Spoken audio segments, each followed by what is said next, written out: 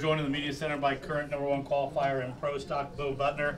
6.606 seconds at 209.43 miles an hour. He does not have a #1 qualifying position in his 17 race career. Bo, talk about conditions out there today. New car, new year, and just trying to get a handle on this new pro stuff as well. Well, we all kind of joked at the start stating that the person to win this race is a guy that can start up and do a burnout and stage every round. And that's kind of what I went through right there in the last run. Shouldn't have ran that fast, so we have a really fast race car, but of course I'm fortunate enough to be with the hardest working team out there. And they asked me to drive, and it's very, very cool. But I think there's a lot more to come, and everybody will slowly get better. He turned up, Molly. Yep. We're turning those guys down. Bo, what does it mean to you to be, at least provisionally, the very first person to lead EFI Pro Stock? Probably fortunate to be in the right place at the right time. All three of our cars are, like I say, very good, very strong. They did a little more testing than I did this week. I made 4 runs Monday and shot over here. And they probably got the drivability down, but the guys at the shop, they make the best power. And I mean, any one of us three, it should end up 1, 2, 3. Now, one of the people out there in the pit said, you know, a major milestone would be if the car starts all 4 times.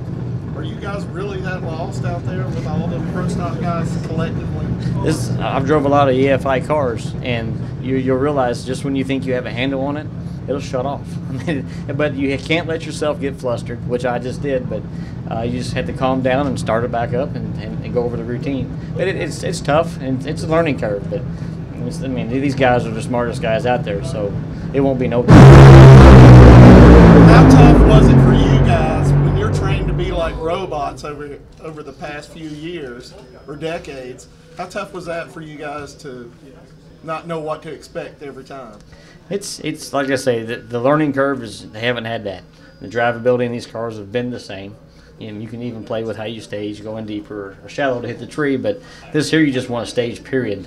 And a lot of the guys that I've talked to are like, because I've drove a lot of this stuff. Fortunate, my stockers are both EFI.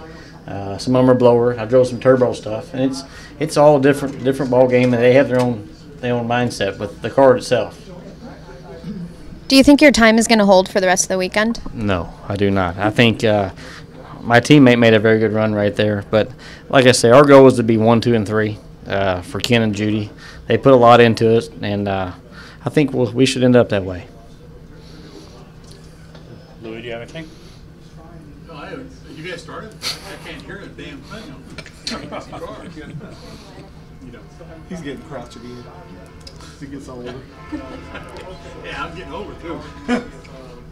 Did you guys have any? I mean, you had to have reservations coming in there. You know, you had 4 runs. You said. I mean, what were the anxiety levels that you guys had? Well, I don't. Out of the 3 of us, I think Greg's perfect, and he drives perfect, and he's had some probably more issues, and I'm more laid back, and Jason's just a big, tall, goofy guy. So we all three kind of get along very good, but we all 3 talk, and we came from different parts, and our anxiety's not bad. Is it worse than you thought it'd be, or less than you thought it'd be? I actually think it's actually smoother than. I mean, you got to think everybody staged. Nobody got timed out, which I would have bet that would have happened today. But I think it'll get a lot better and probably be closer to the next few races.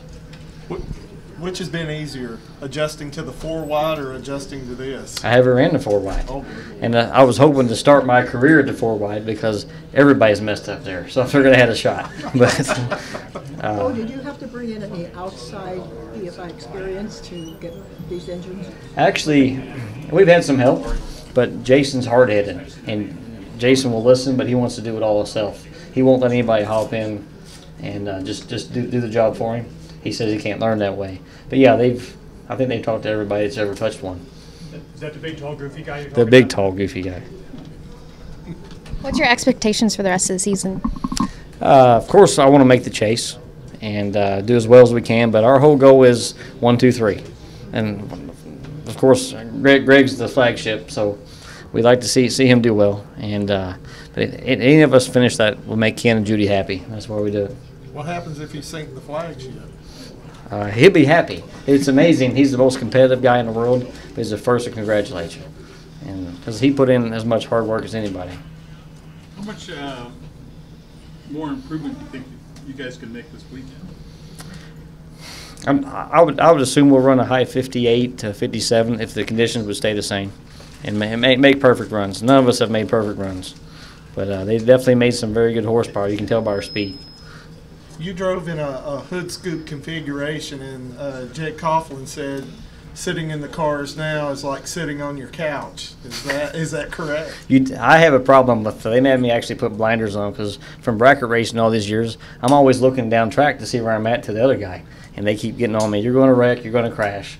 But now I really have a hard time because I can see everything. And I actually watched Jason that time. I knew he was out in front of me, but I think I outrun him 1 thou at the back. And you can see that in the car.